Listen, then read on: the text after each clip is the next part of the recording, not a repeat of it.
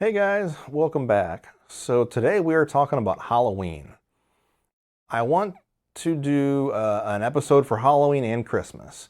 Not an annual type of episode. I just want to do an episode for each holiday where I talk about my memories of the holiday and then we play a game that's associated with that holiday or that goes with the theme of the episode. So we're doing Halloween today. I really like Halloween. I don't celebrate it. I barely celebrated it as a kid. In fact, the last Halloween party that I went to, I hosted in 2011. That's like the last time that I really celebrated Halloween. I would go out trick-or-treating with my stepson or my niece and nephew, but they're old now. Well, they're older now. They haven't gone trick-or-treating for a couple years. But the last time that I really celebrated it and dressed up and did the whole costume thing was 2011. But I like the idea of Halloween. You get Halloween, Thanksgiving, and Christmas kind of all, right together. And Thanksgiving and Christmas can be really stressful holidays. You're trying to get a whole bunch of family members together and get everybody's schedules aligned. And then you're cooking this huge Thanksgiving dinner that takes time. Or you're trying to go out and buy presents and fight all the crowds of people at the stores for Christmas. And those holidays can just be really stressful, but Halloween is just nothing but fun. It's one day a year where a person can be creative and think of what they want to dress up as and then not be themselves for that day. They get to pretend to be someone else. And they get to go out trick-or-treating or they get to go to a Halloween party, and there's just not a lot of stress involved. Like, it's all fun. And then it's a holiday to celebrate the spooky and the creepy, and the Halloween movies they start showing them on TV, and it's just a lot of fun. But as a kid, like I said, I didn't really celebrate Halloween. I went trick-or-treating probably 5 or 6 times when I was a kid. I just lost interest in it. I don't know why. When I was really young, before my mom remarried, she was a single mom, she would take my brother and I out, and we would just go to the neighbors' houses, like right by our house, that she knew the neighbors, she trusted them, talked to them. And I don't know if that's because of the whole like needles getting put into candy bars thing that was going on. I don't really know, but we would trick or treat for like 20 minutes, 30 minutes tops, depending on how long this conversation that we had with our neighbor was. And that was it. I'd get like a small little bit of candy, and I'd be out for 20 or 30 minutes in a costume. Boom, done. And then eventually the neighbor kid, Aaron, he invited my brother and I think the last 2 times that we went trick-or-treating, he invited us. And they would like go down the block and work their way back around, and we'd be out for like an hour or two, and we'd get a ton of candy. We would take our pillowcases, and I can remember coming back home and like there'd actually be some weight to the pillowcase because there was so much candy in it. And my brother and I would dump it all out on the floor, and we'd sort out the stuff that we didn't want, and we'd throw that away. And then my mom would take the candy and put it into a Tupperware container, and she'd put a piece of tape on it, write our name on it, and she'd stick it up in the cupboard, and then we could have 1 piece of candy each day. So it would take like months to go through all this candy. And the last year that I went trick-or-treating, like when I was still into it, I was in 4th grade. It probably was 1989, 90, maybe 1990. Anyways, my brother and I, we went as Ninja Turtles. He went as Leonardo, I went as Michelangelo. We made homemade costumes with homemade weapons. And it was so cold out, we had to wear our jackets. We wore like a spring or a fall type of jacket because it was so cold. And that was the one thing about Halloween here in Iowa. Like, as a kid, it was either cold or it was raining. Like, the weather was always terrible. It was never nice out. Like, you either had to wear a jacket or you had to carry an umbrella with you or something like that. It was just awful. And so my brother and I go out, and I really wanted to show off my costume to people, but I had to wear the stupid jacket. And I like left it unbuttoned so that way people could still see the costume, but I was still cold. And so a year later, I'm in 5th grade, And I decided that I don't want to go trick-or-treating. I don't really remember why. I guess I just lost interest. I don't know. Maybe it was because the weather always sucked. But I was sitting at the dining room table and I was working on a project for school or maybe homework or something, and then I would go answer the door and hand out candy. And this one time I decided not to answer the door. And my mom or my stepdad did. I don't know why. Maybe they were just up and they were walking by and the doorbell rang. But I look to see who it is, to see what their costumes are. And it's these two kids that used to bully me almost every single day on the school bus. And I couldn't believe it. I was like in shock. Like, you're going to bully me multiple times a week and then you're going to come to my house on Halloween to get Halloween candy? Like, really? And it's one of those situations in life where, you know, it's about chance. You know, what would have happened had I actually been the person to open that door? Would I have given them candy? Would I shut the door on them? Would I have gotten my stepdad and said, hey, these are the two guys that like to bully me every single day? Because they were neighbors and the two of them would team up and they'd pick on one other kid. I talked about them in my Ghostbusters episode when Jeremy, my brother, and I were playing Ghostbusters outside. Then they saw, so then that gave them more ammunition to tease me. Like, the guys were just total jerks, but I could not believe that they came to my house to get Halloween candy. And then the next day we went to go leave and our pumpkins had gotten smashed out in the street. And I just figured it was them because that's their MO. They're a bunch of jerks. So that was the first year I did not go trick-or-treating as a kid. I was in 5th grade.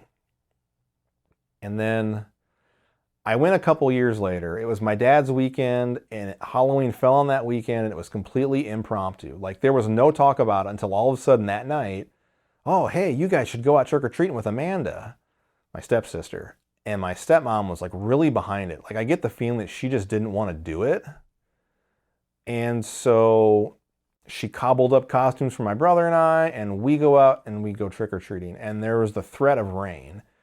And it did start raining. It was light, and then it got really heavy, and we were getting soaked. And so we're like racing back to the house. Again, it was just miserable. Like, the weather just never was good for trick-or-treating when I was a kid. And that's the very last time that I went trick-or-treating. So I was probably in middle school. I don't know, probably 92, 93. I don't really remember. But there's people that go trick-or-treating like all the way up into high school. And I did not do that. I just didn't care. And when it comes to Halloween candy, I always remember getting like the fun size stuff. And my favorites were Snickers, they are still. Snickers, Three Musketeers, Twix, Kit Kat. Those are my favorite. I like Tootsie Rolls, but not as much as those other ones. I really like Twix, Kit Kat, and, well, Three Musketeers and Snickers. I guess I like them all about equally, but those are, oh man, those are really good. And candy corn, sometimes we get candy corn. I like that too. There was a red house one street over from us, and they would never give out candy. In fact, they were never home.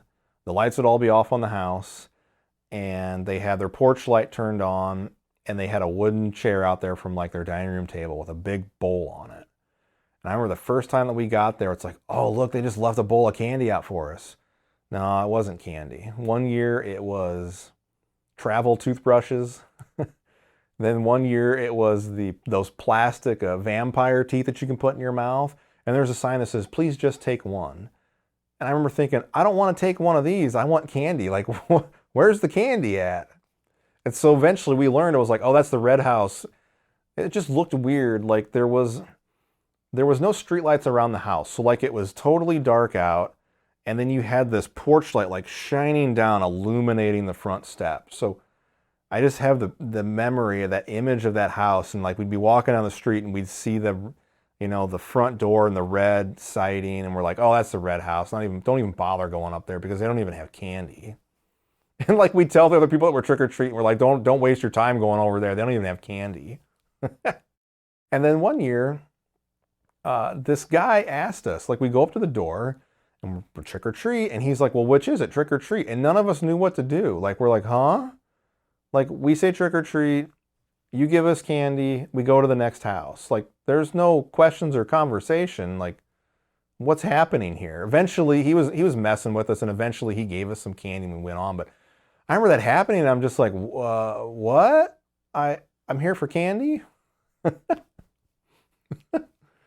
But good memories of Halloween. And like I said, I really like the idea of the holidays. Just a very fun, stress-free holiday.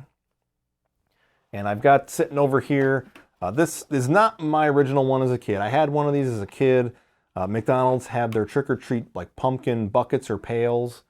And I picked this one up years ago because I had a pumpkin one as a kid. There was a ghost and a witch. The ghost was white and the witch was green. And I had a pumpkin one. This is from 1986.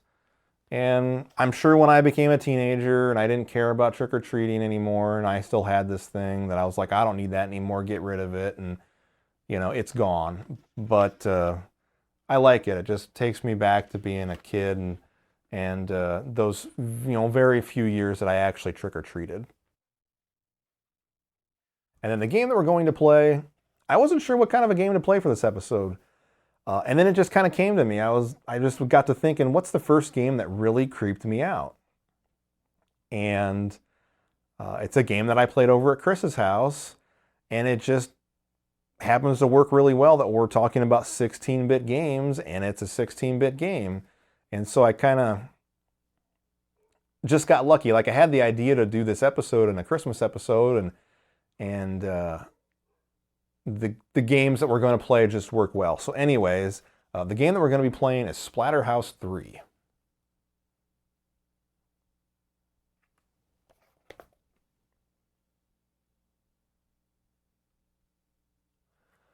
So yeah, this game really, well, I don't know, I shouldn't really, but this game creeped me out. Like the opening part of the game just really creeped me out. I don't want to say too much. I want to talk about it as we're playing it. So let's do that. Let's check out Splatterhouse 3 for the Sega Genesis.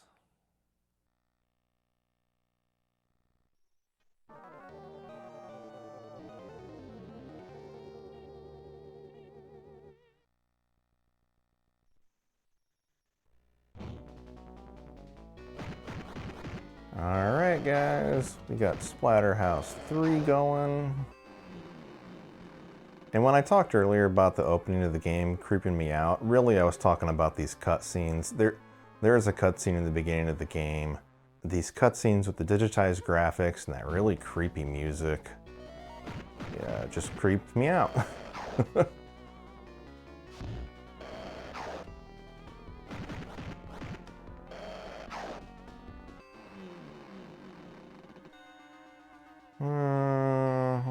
Let's go up.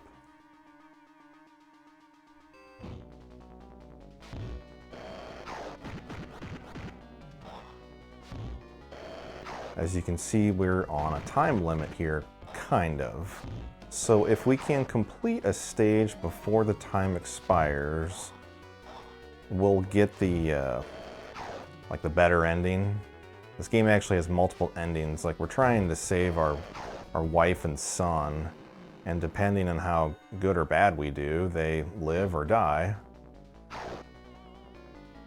And I believe as long as you can complete a stage before the time limit expires, you'll get the good ending.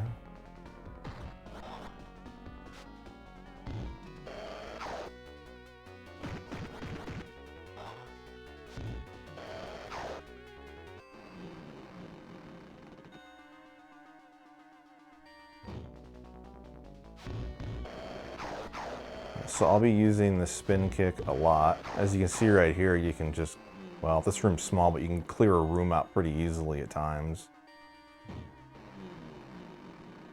Sometimes you go into rooms and there's just like environmental hazards or ghosts like that. And it's a nice way that you can just kind of make progress through the level. Pick a power orb, the red one's obviously for health.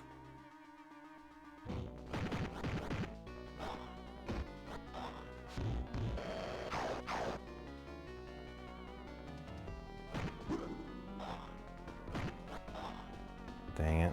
The problem with getting guys off the screen is that it takes forever for him to come back. And when I was a kid, there was a lot of things about this game that really irritated me. Like things that would waste time, like when you get knocked down, it just seems like it takes forever for you to get back up, or when you die, like the essence of the mask comes out and you have to wait for it to like repossess your body and reanimate it, and it just seems like everything takes forever. I didn't know what the timer really did, I just knew that there's a timer, so I gotta beat this thing. And I can remember getting so irritated by getting knocked down or dying. It's like, I'm on a timer, come on, like I gotta go, hurry up. Why are you getting up so slow? Other games you don't get up this slow.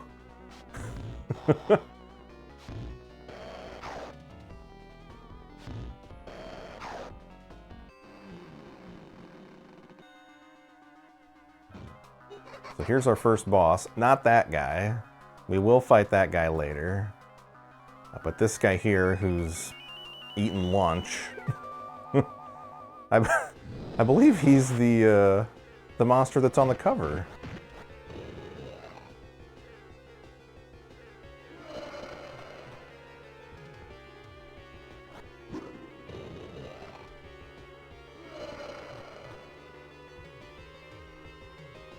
The enemy patterns in this game are sometimes very erratic, a little weird.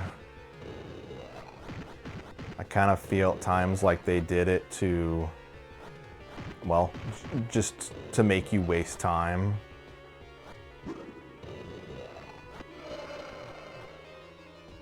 God, I'm close and I'm not going to beat him by 2 minutes. Oh well.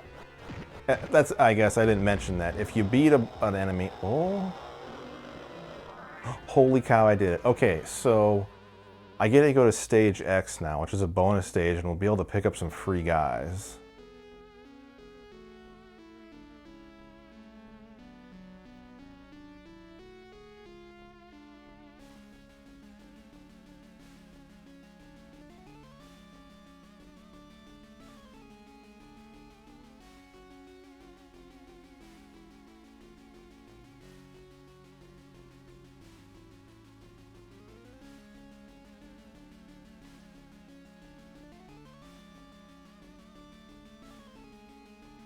So the giant boar worm was that like hot dog with legs that we saw earlier that walked off the screen. And as you can see, the mask is sentient, so it reminds me of the black Spider-Man suit, like the symbiote Spider-Man suit, where, you know, it has a mind of its own and can talk and, you know, augment the abilities of the user. So that book that I picked up was a free guy.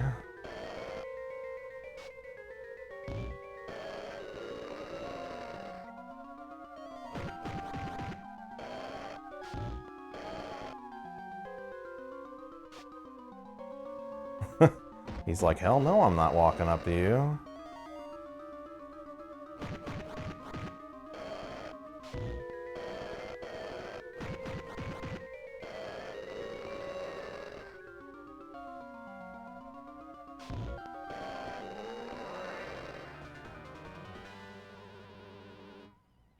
That's cool. I did not expect to get here. I'm always really hit or miss whether I get to stage X or not. And usually it's more of a miss.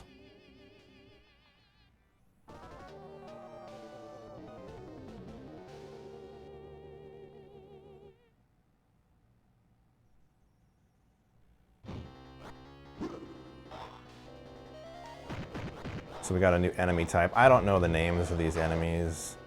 They're all monsters.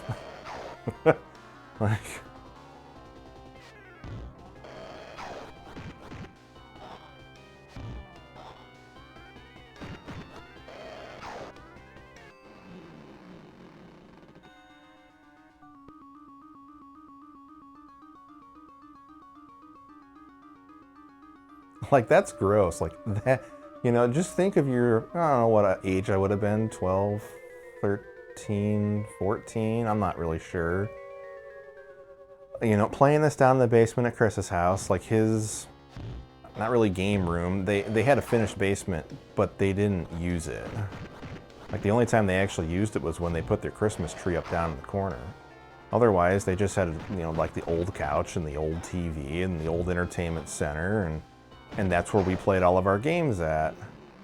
I feel like that was kind of common. Like us kids got the hand-me-downs and we got relegated to the basement. But, you know, we're down in this basement and you just start thinking about stuff and you're playing a game like this, you know, and it can just creep you out.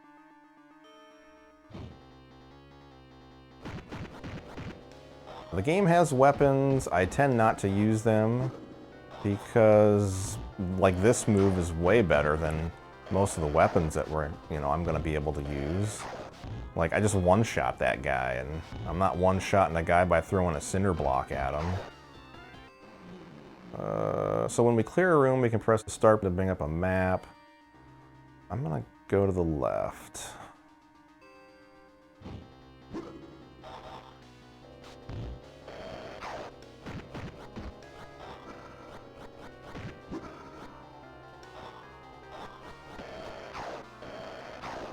When I played this game at Chris's house, that was my introduction to Splatterhouse. I had never heard of the series before.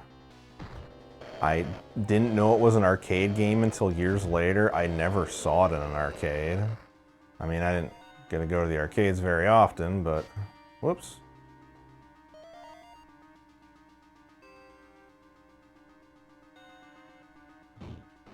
And I like this game. This seems to be the most I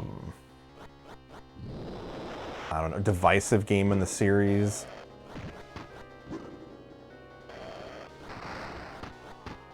There's people that like it, and then there's people that don't like it.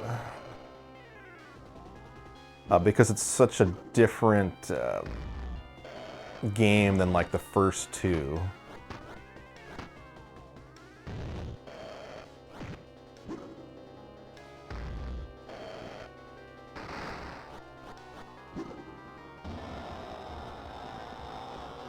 As you can see here, so I power it up, and then when you power it down, you lose... Whoopsie, I didn't mean to do that. Oh, and I just... Oh my god, this... Okay. This is so bad.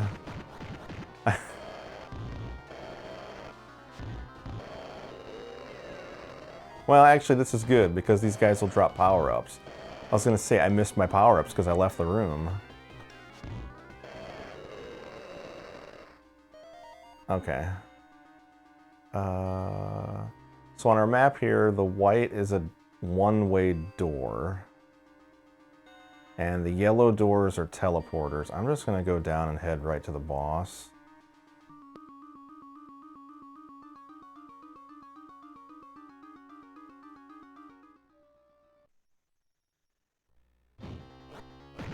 I'd say there's no way that I'm beating this thing in under 2 minutes, which is okay. I was shocked that I got to stage X, but at least I got to show you guys that, so that's cool.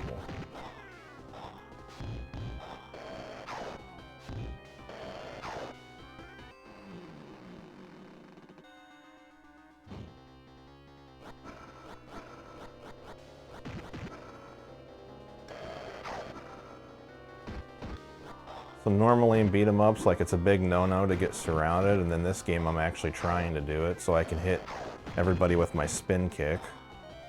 And I get mixed results there when guys start hitting me from both sides. Okay, here is our boar worm.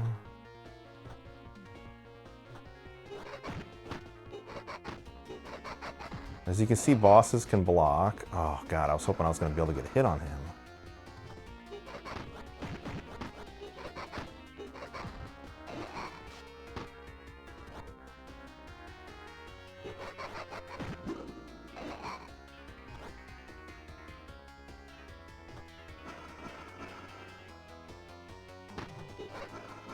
Crap.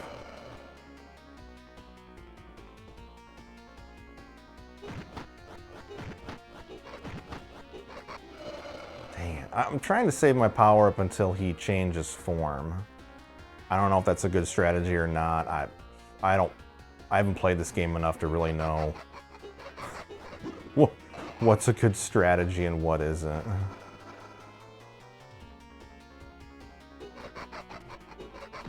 This goes on any longer though, and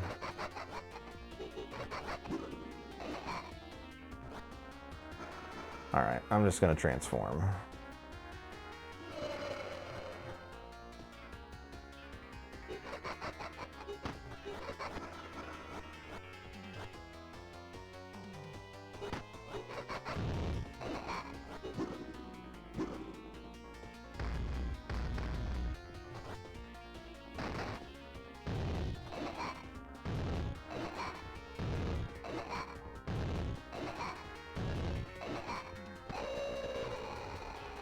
Alright, I cheesed him out so that way we could beat the level and the time wouldn't expire.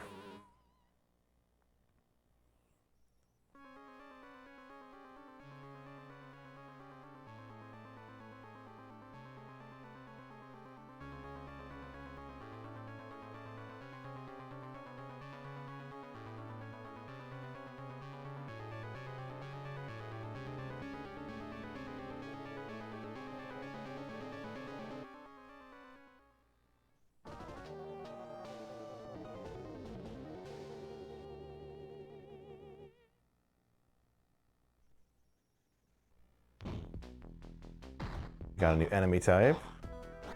I remember right, these guys will slide. They'll stick their tongue out, and then they'll also do a slide move.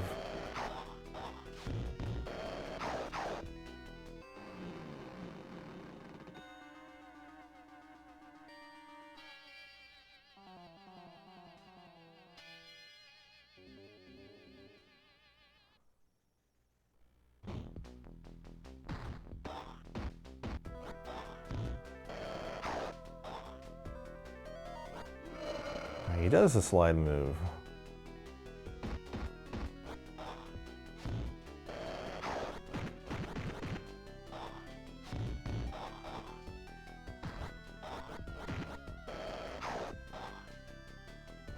As you can see with each stage, the enemies just grow stronger and stronger. They take more damage. Oh god, I hate these things.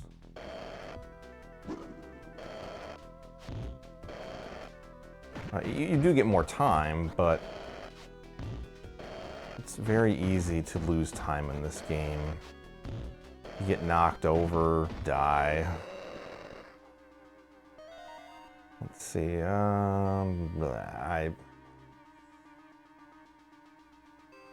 let's go up. So the room that's right above this one's really long, so I'm hoping it's a room where there's just environmental hazards.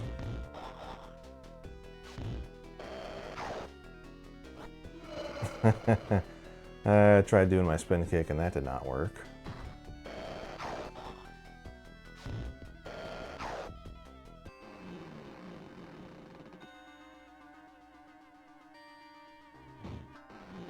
Yeah, okay.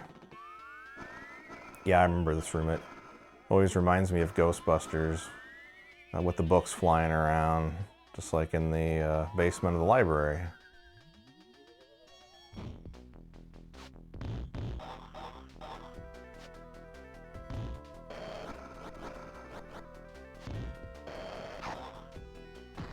So, as I was saying, I played this game over at Chris's house for the first time. It was my introduction to Splatterhouse. And I did borrow this game from him. I think I've mentioned before. God, what way do I want to go? Let's just go up.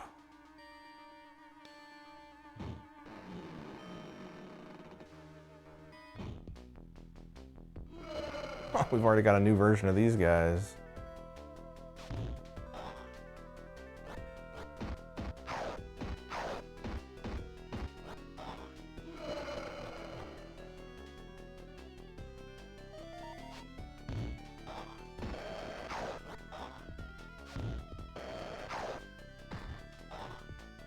anyways, I'm pretty sure I mentioned before that Chris was my one friend that I would trade games with. And Splatterhouse is a game that I did trade with him. I had the Genesis copy of Lethal Enforcers that came with both of the Justifier guns. And after playing this at Chris's house, I really wanted to play more of it, but I couldn't afford going out and buying the game. So I ended up trading games with Chris. I gave him my Lethal Enforcers, and he gave me this for, I don't know, a month or two.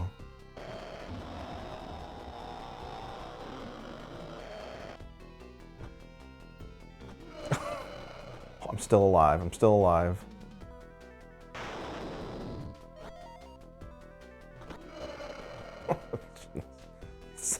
Sometimes I swear the enemies get some nice free hits in.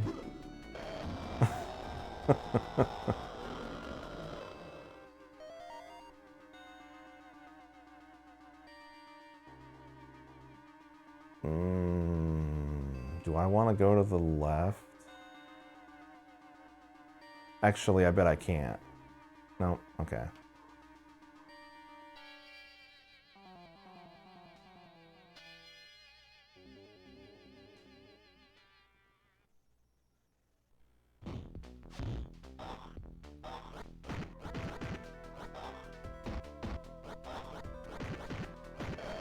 Yeah, I think I borrowed this game for probably a month until I had my fill of creeping myself out, and then I gave it back to Chris.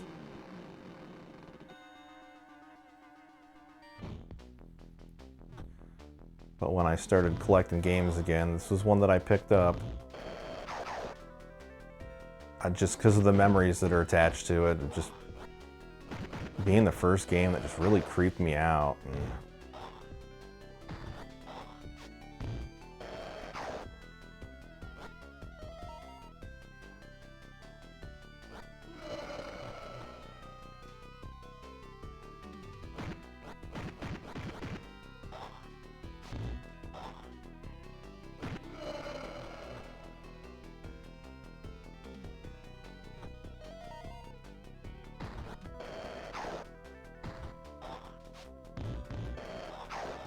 Nice.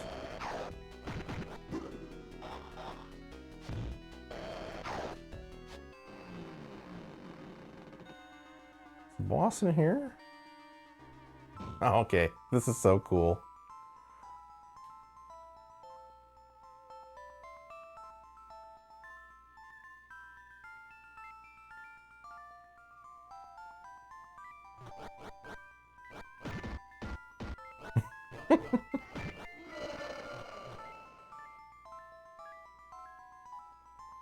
The first time I ever beat up a possessed teddy bear in a game.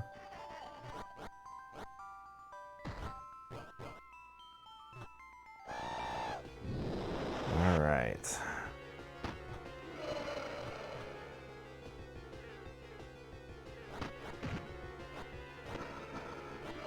Damn.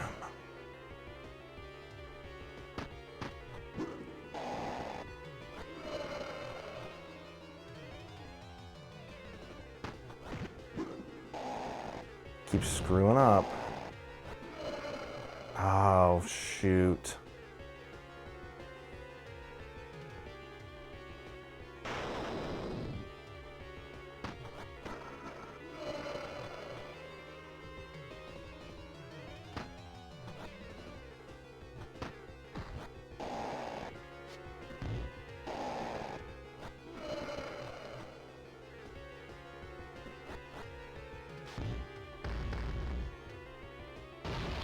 All right, we got past it.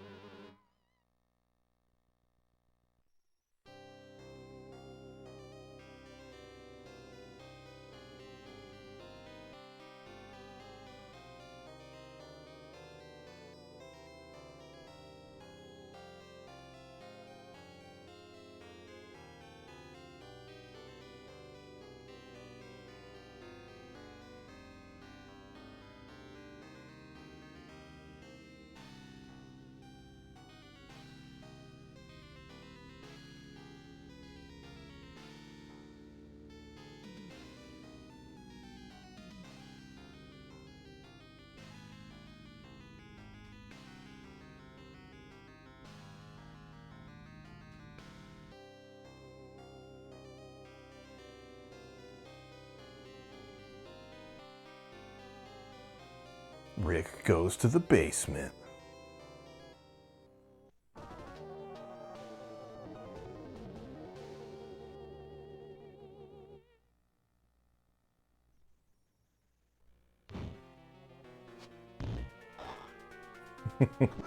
Quite the basement, huh, guys? Kind of looks like a alleyway or a sewer. Oops.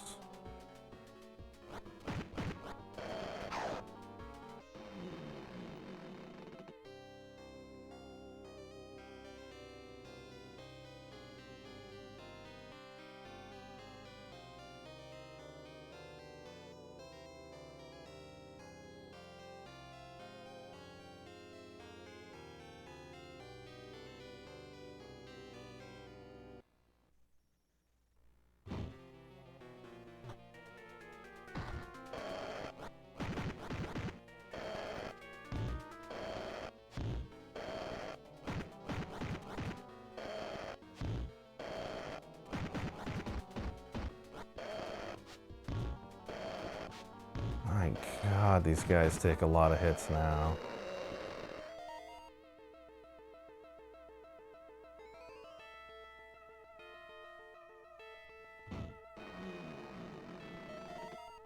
Yeah, sometimes you can find hidden stuff behind corpses. Ooh, dogs.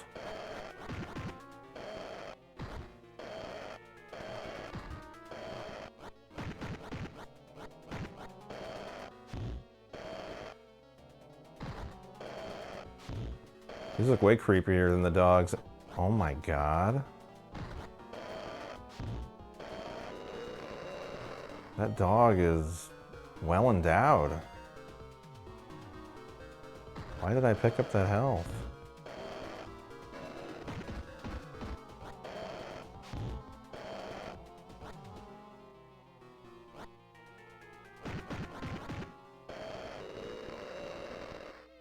Alright, what way do we go?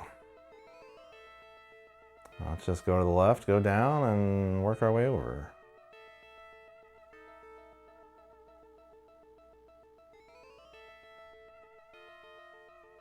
As I was saying, those dogs are way creepier than the ones that you encounter in Resident Evil for the first time.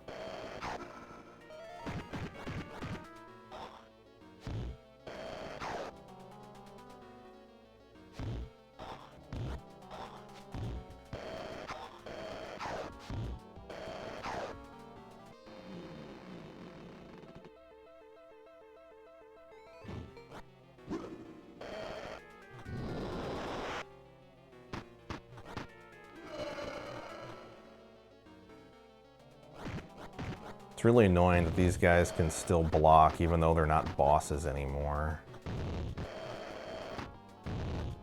I feel like they should lose that ability.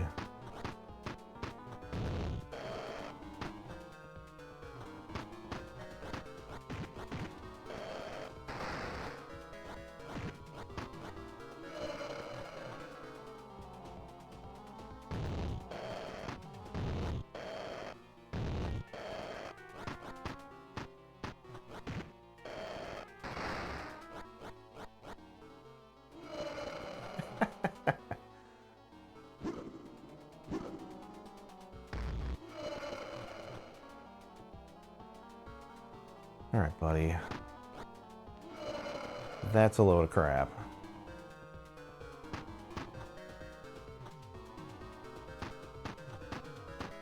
Come on.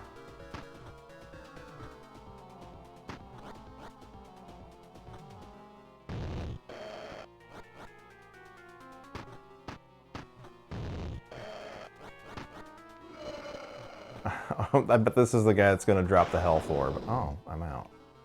Alright, whatever.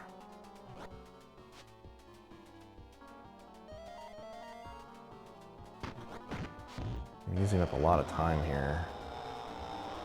Yes! Alright, which way do I go? Yeah, hopefully this is one of the rooms with environmental hazards.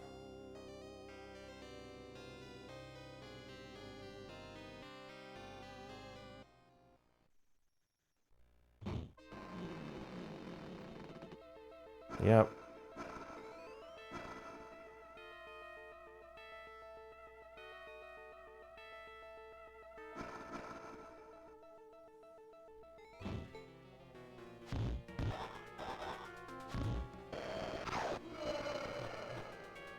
Perfect timing that my kick ended right when you got over there. Props to you, monster.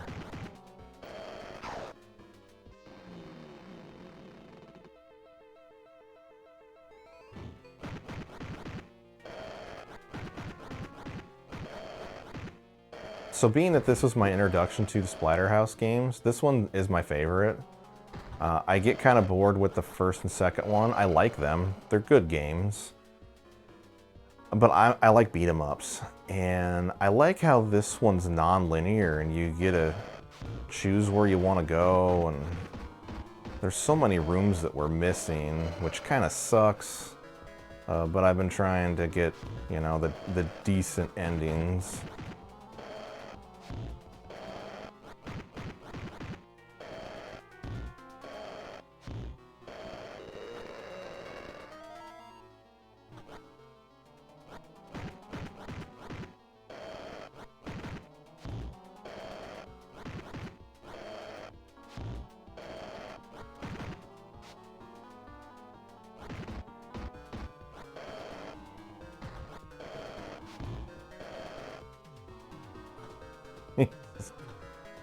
These guys take so many hits. Go over one. Oh. Let's go over.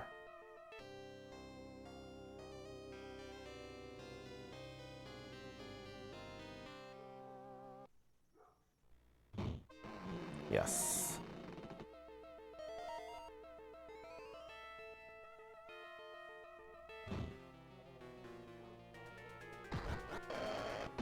Well, maybe that was a bad idea. I thought this room was going to be emptied. Because I'd already been here. Oh well, if we don't get the best... Well, not the best ending, but...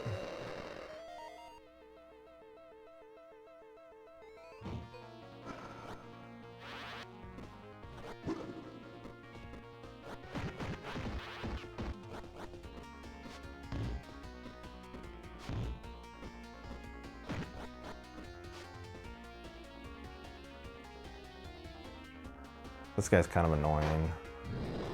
Mutates into this thing. I have a hell of a time trying to grapple him. He does that attack with his mouth. When his mouth is open, it just seems like I can't get the timing right. Oh my god.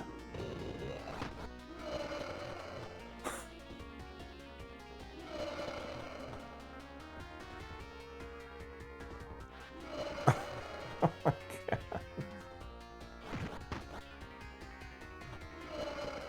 Wow. Okay, this guy's a bigger pain in the ass than I remember.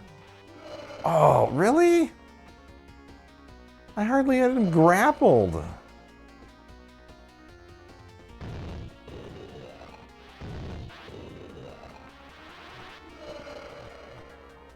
Oh, this sucks.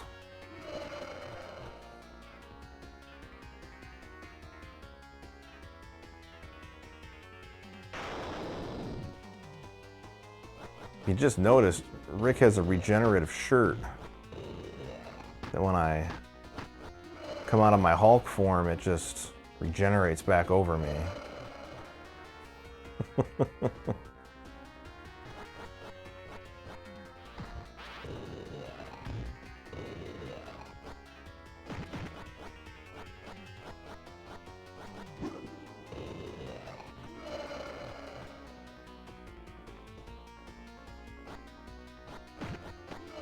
This guy is stupid.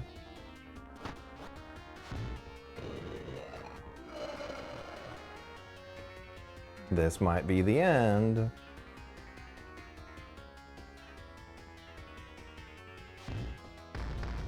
Oh.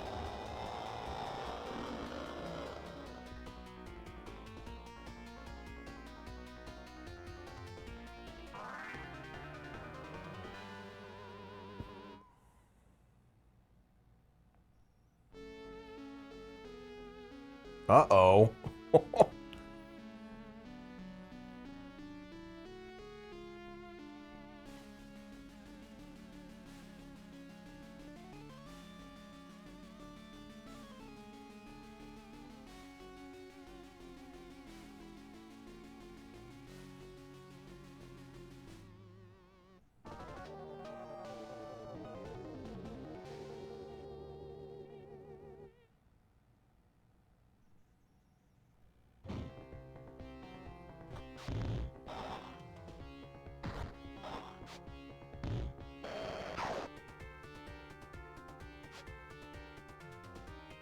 Come on, you guys.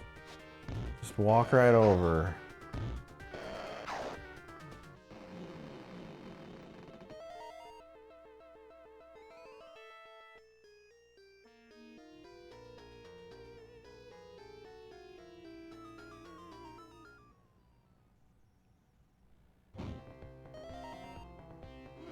Dang it, those guys. Yeah.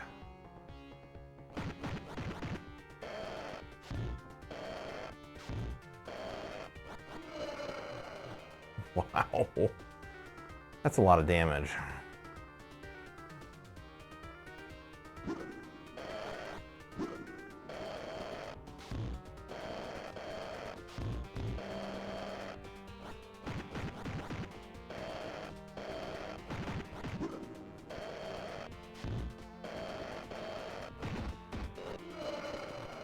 Half my health. He'll hopefully drop a health orb. The doors aren't even doors. They're like, well, I guess they're kind of doors. They're like doors of light. Well, I got 0 guys left, so I'm thinking let's just say screw it. Let's check out that yellow door that we can warp if I can survive this next room.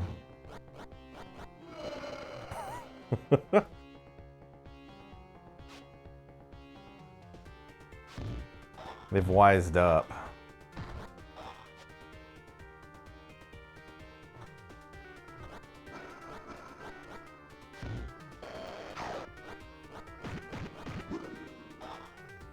Like, we know about your kick. Fred in stage 4 told us about it. We're just gonna stay away from you.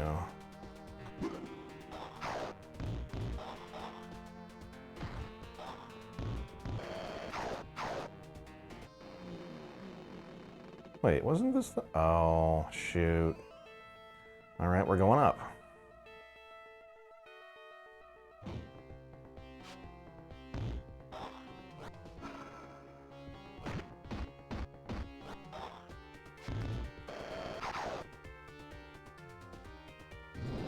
The hell with it. I don't think I'll probably make it out of this room, so...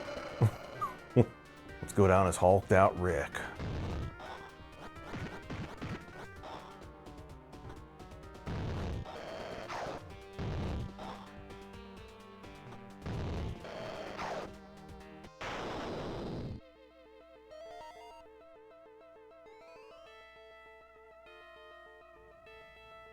Wait, did I? Oh man, they're...